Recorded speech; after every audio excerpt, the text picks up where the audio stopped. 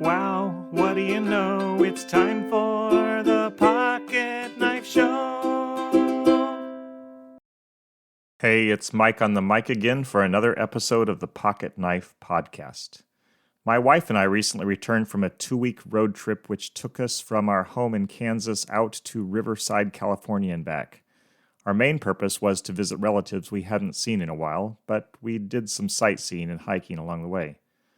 Among the roadside attractions we took in were the world's largest dinosaur statues in Cabazon, California, the world's largest paper cup in Riverside, California, a cup that's actually made out of cement. Go figure. And the world's largest desert tortoise statue in Bullhead City, Arizona. Our hiking outings were in Joshua Tree National Park and in Zion. We encountered better than usual weather in both places. The highest temp we saw was around 89 degrees in Joshua Tree, and that was on a day we didn't hike much.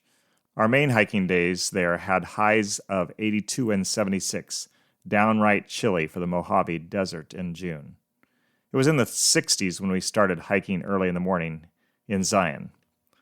Our first hike in Zion is what I want to talk about today. Following a pro tip we picked up listening to the Dear Bob and Sue podcast, we arrived in the park just as the sun was rising and found a great parking place in the visitor center lot. After a quick visit to the restrooms, we caught a shuttle to Stop 6, the Grotto. Disembarking, we pulled on our packs and stepped onto the West Rim Trail, which would take us to Scout Lookout, and overlook around 1,000 feet above the canyon floor. It's from Scout Lookout that those with permits continue to the park's famous Angel's Landing. The first mile or so was fairly easy going. The trail climbed, but not steeply, and it was paved, an oddity which still puzzles me. Maybe they put down concrete to fight erosion? I don't know. 15 or 20 minutes in, the first set of switchbacks took us up to the passage through Refrigerator Canyon, a well-shaded gap between rock formations. While traversing this section, we enjoyed the unusual songs of the canyon wrens echoing off the rock walls. No, I did not know the tune of the canyon wren before I encountered it. I asked a ranger we happened upon who knew the bird's melody. That's why I sound smart. Coming out on the far side of Refrigerator Canyon, we began climbing in earnest. A number of longer ramps took us onward and upward till we reached Walter's Wiggles, a set of 21 short, punchy switchbacks which end at Scout Lookout. Toward the top of the Wiggles, I turned to look back down, and a fellow hiker looking straight at me said, "Hey, aren't you from Pratt?"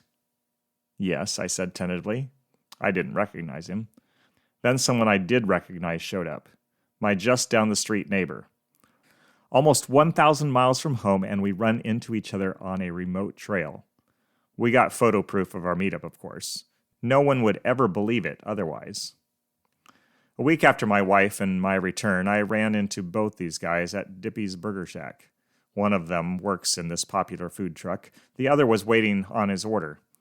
I talked with the less busy of the two and learned he and his group of Zion explorers were talking about their next road trip. We talked about places I'd been, and their ideas.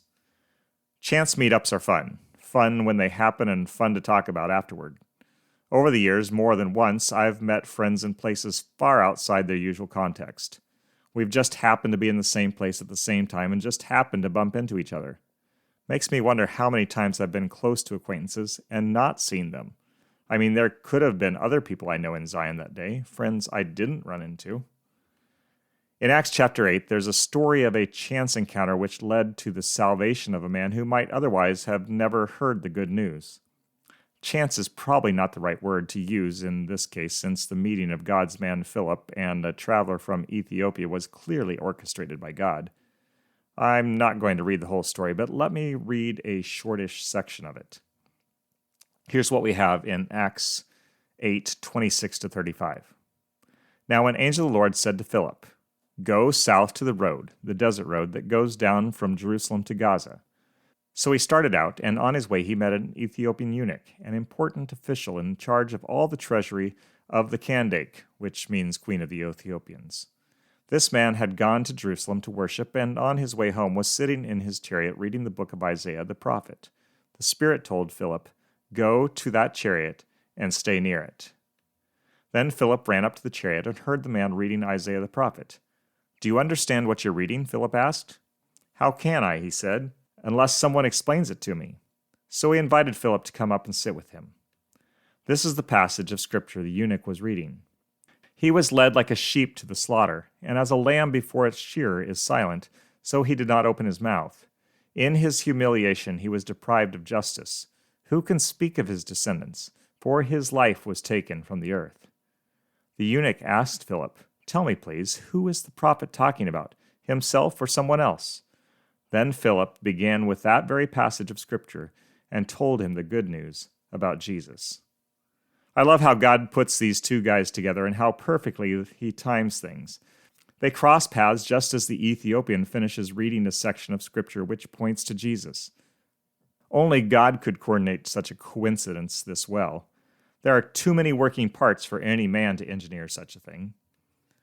I've had a few more weighty chance meetings than the one which happened on the West Rim Trail in southwestern Utah recently. I've struck up conversations in the line at the local grocery store, which ended with a time of prayer for someone scheduled for surgery in the near future. I was assigned an overnight in a stranger's house when interviewing with a church years ago and had the opportunity to pray about peace concerning the years ago murder of a family member. I'm convinced the church and I were connected solely for the purpose of this time of ministry. I didn't go there as pastor. All this makes me take more seriously the seemingly random interactions of my day. Though I haven't heard God say, "Go to the corner of Green and Lawrence," I'm sure he might cause me to bump into someone at that intersection while I'm walking to work or back home after work. That person might need prayer or encouragement or who knows what. God knows what, and he might, in the next minute of my life, grant me the opportunity to join him in his work of blessing a neighbor. He could do the same in your life today. Pray for his guidance and pay attention to every single chance meeting. It might be God, not chance, who brought you and that other person together. Oh no, it's sad, I know. We've come to the end of the show. See you next time.